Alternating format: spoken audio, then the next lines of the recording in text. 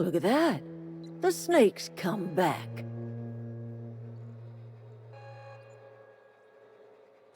I never thought I'd see the day that Reed Thompson abandoned his post. Suppose we all have a breaking point. Suppose it's time our flock made our way back to Edgewater. We must tend to what remains of the town and carry on with our lives as best we may. You're vexing to me, you know? Injuring us with one hand, helping us with the other.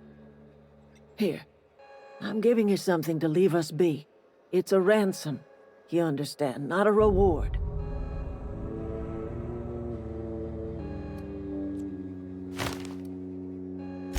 You telling me you did all this just to put me in charge of Edgewater? Stranger, you are some kind of twisted. I might turn that old cannery into a garden. Got ourselves a whole cemetery bursting with bodies. I need some time to gather my personals. Long walk back to Edgewater. Got a considerable burden to carry.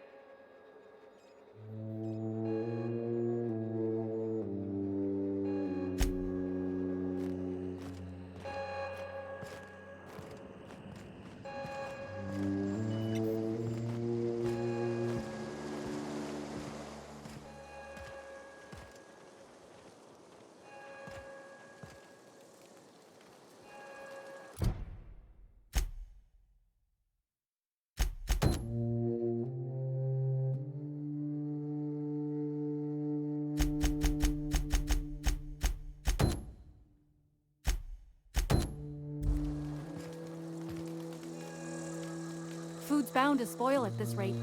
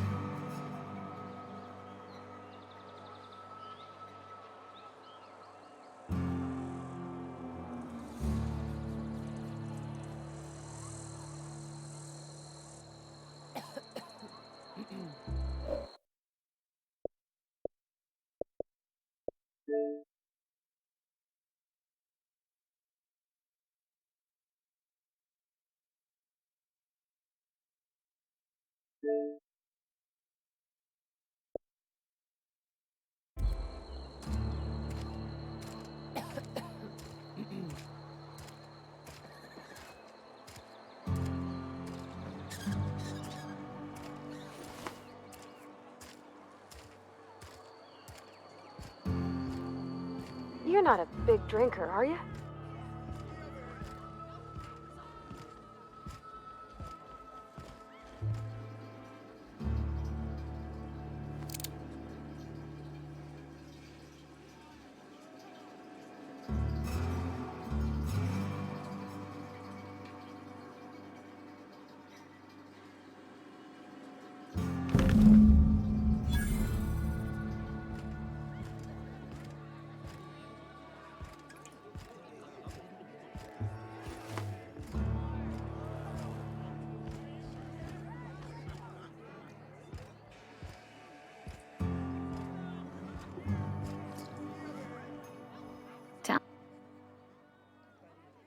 Coming right up.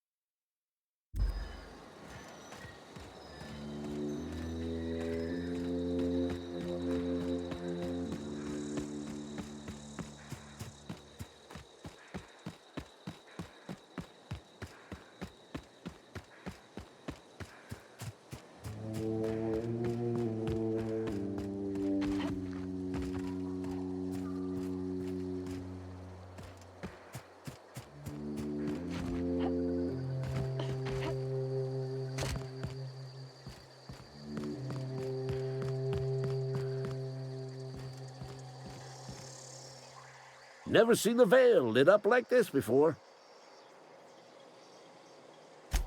Feast your eyes, soldier. This here is a genuine Spacer's Choice injury customizing unit, designed to deliver a lethal blast of electrical discharge. I call it the Hand of the Law. You ever want to see a mechanical flailing around like a grounded fish? You stick a couple thousand volts in its guts. With compliments from old Ludwig.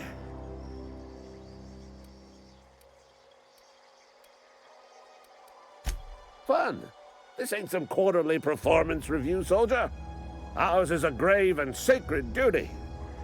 Time's come for you to journey down into the black heart of the enemy's camp. I'm talking about the old geothermal plant. Unfortunately, the old plant lies outside my board-given jurisdiction.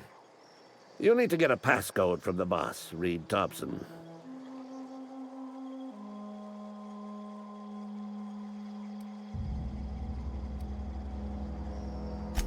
I need you to get us the brain of a mechanical. Well, not exactly a brain. Anatomically speaking, what we're looking for is a logic module.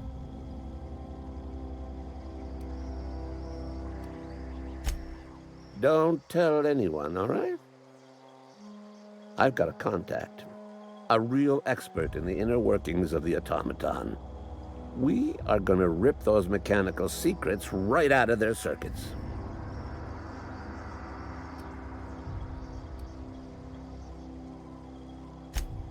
Well, excuse me. What I meant was I'm going to get a contact. I didn't know I had to be all prissy about my grammar around you. Bang up work, soldier. You're a credit to your uniform. Oh, that reminds me. Gotta look into getting us a uniform. So this is it, then. The key to humanity's victory over the mechanical hordes.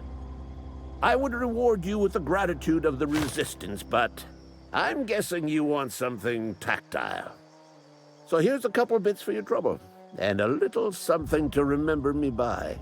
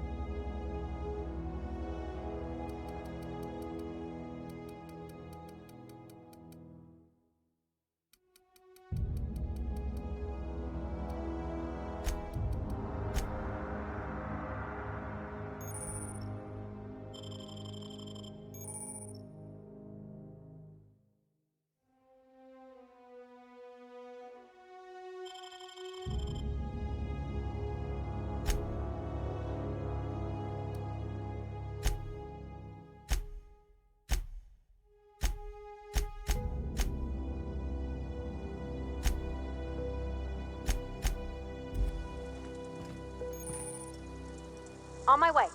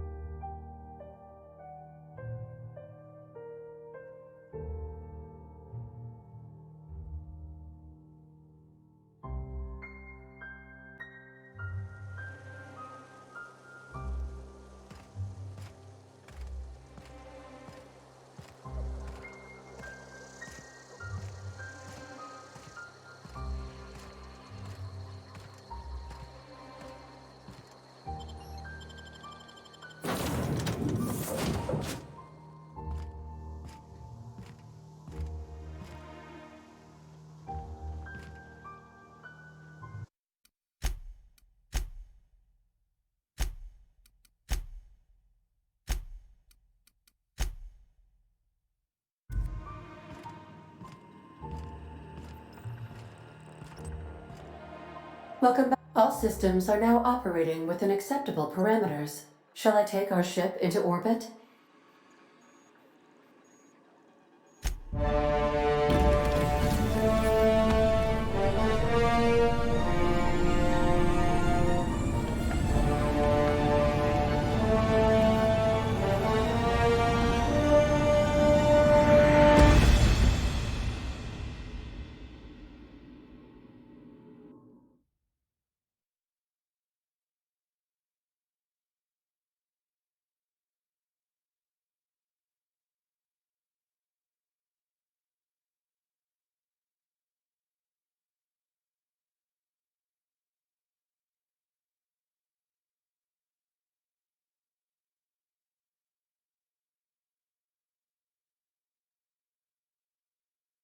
We have received a communication request from Dr. Phineas Wells.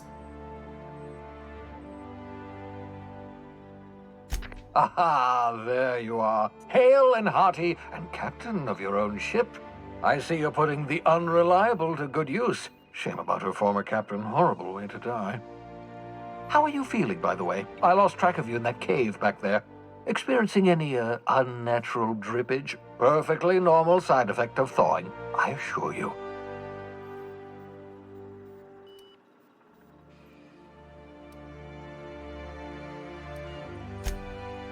Oh, that, yes, that's probably permanent. I wouldn't worry about it, though. I'm sure you're fine. What you saw in Emerald Vale is happening all across the colony. Food shortages, lack of supplies, and basic necessities. We're dying. The chairman, the minister, and all their lackeys on the board are to blame. The Hope has some of the brightest minds Earth ever sent us. If we can revive the Hope's colonists, they can help us undo the board's mistakes. They can help us set things right. You need to get to Stellar Bay on Monarch. I have contacts there. They'll help me, help us, find the chemicals to revive your fellow colonists. Gladys Culkelly, lovely woman, runs a cozy little black marketing outfit on the Groundbreaker. She can get you a nav key to land on Stellar Bay.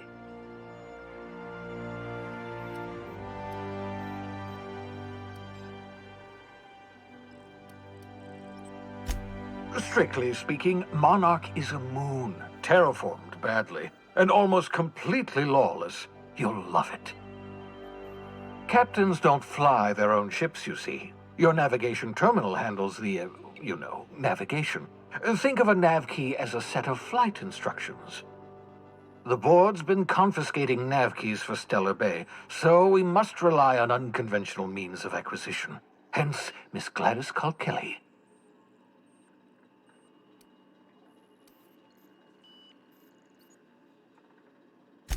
Without a skip drive, good luck. You'll be dead before you make it to the nearest star. Look, I admire your optimism, but the sad truth is you're stuck here. You, me, and the rest of this colony. We're all skating precariously around the edge of oblivion together. None of us are leaving Halcyon alive, so we may as well make it a better place, and we can start by reviving the Hope.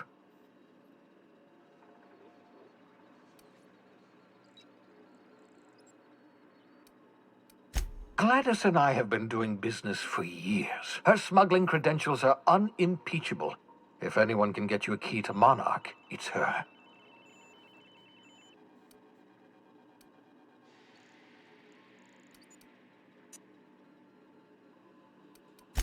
In theory, I suppose you could land your ship in Cascadia, and in theory, I suppose you might survive the experience. Cascadia is utterly seething with dangerous, highly aggressive creatures more than capable of tearing you limb from limb. You'd have to be a lunatic to land in Cascadia, and I'm reasonably certain I tested your brain for incipient signs of insanity. Trust me, talk to Gladys Culkelly. Excellent. I'll send her a wireless. Let her know you're coming. By the way, I gave Captain Hawthorne a disguise apparatus of my own design, cutting-edge technology years ahead of its time. I call it the Holographic Shroud. I'm sure it will prove remarkably useful to you. You'll find it in the captain's quarters.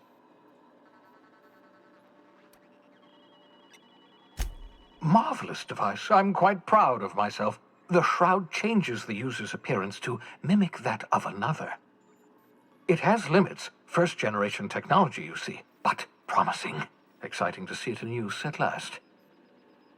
Very simply, the holographic shroud uses biometric information contained on standard identity cartridges to generate a holographic projection around you.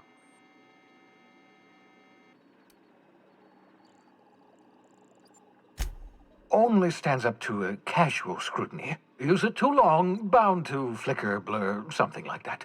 Movement makes it more likely. Best used in moderation. When you see guards in your path you can't sneak past, for example.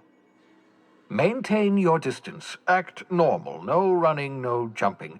Don't draw their attention. If they pay attention, they're more likely to notice flaws in the hologram.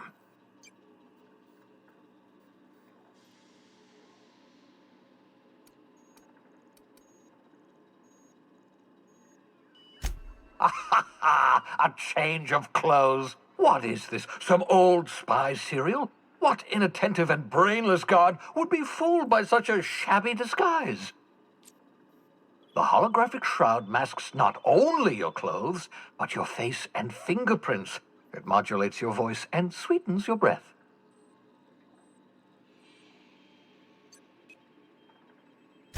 Science, that's how. Excellent. I'll contact you once you've found a way to get to Stellar Bay. If you have any questions, come see me in my lab. And remember, don't trust the board. They'll try to win you over with promises of wealth and power, but it's a lie. The board's only interested in filling their own pockets. If we don't put a stop to them, they're going to run this colony to the ground. Transmission ended. If you are ready to depart, please select a destination on your navigation terminal.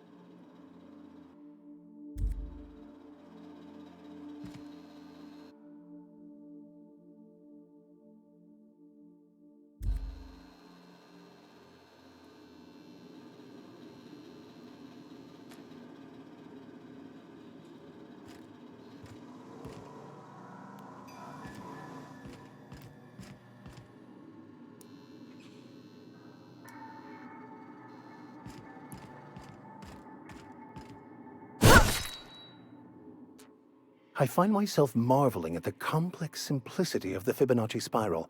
I'm sure you know what that's like. Something vexing you, Captain?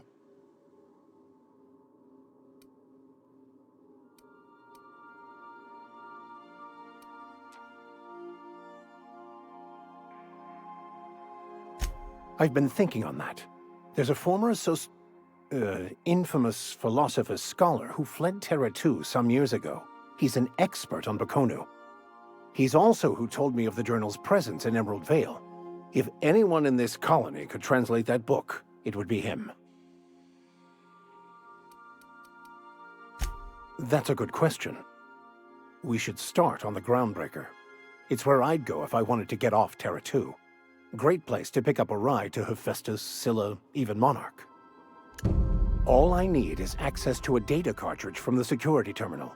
Their easily hackable system keeps a registry of all crew manifests for both arrivals and departures. I'll comb the last 6 months of departure manifests to track the Philosophist's off-world destination.